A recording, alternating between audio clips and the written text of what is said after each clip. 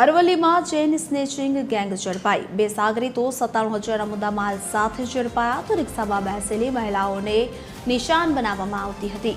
આરોપીઓ વિરુદ્ધ રાજ્યમાં 43 ગુના દાખલ હોવાનું જાણવા મળી રહ્યું છે। ત્યારે મોડાસા અને ભિલોડાના ગુનાનો ભેદ ઉકેલાયો છે।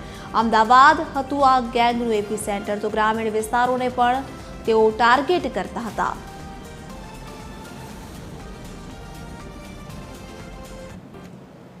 ફેબ્રુઆરી મહિનામાં જિલ્લામાં 2 ચેઇન સ્નેચિંગના બનાવો બનેલા, એક ભિલોડા ખાતે સવારમાં અને એ જ ટોળકીએ બપોર પછી મોડાસા ટાઉન ખાતે બનાવ બનેલો। બંનેમાં જે તે સમયે અનનોન પર્સન વિરુદ્ધ એફઆઈઆર પણ દાખલ થયેલી।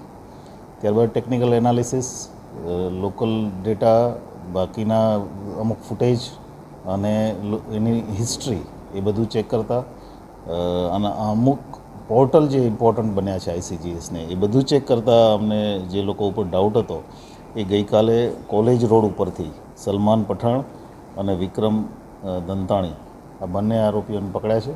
બંને આરોપીઓ પાસેથી આપણે ત્યાં જે ચેઇન સ્નેચિંગનો બનાવ બનેલો એમાંથી એક ચેઇન રિકવર પણ કરી છે। આ બંને આરોપીઓ નવસારી ખાતે પકડાયેલા હતા, અગાઉ અરવલ્લી જિલ્લામાં પણ પકડાયા છે 2025માં।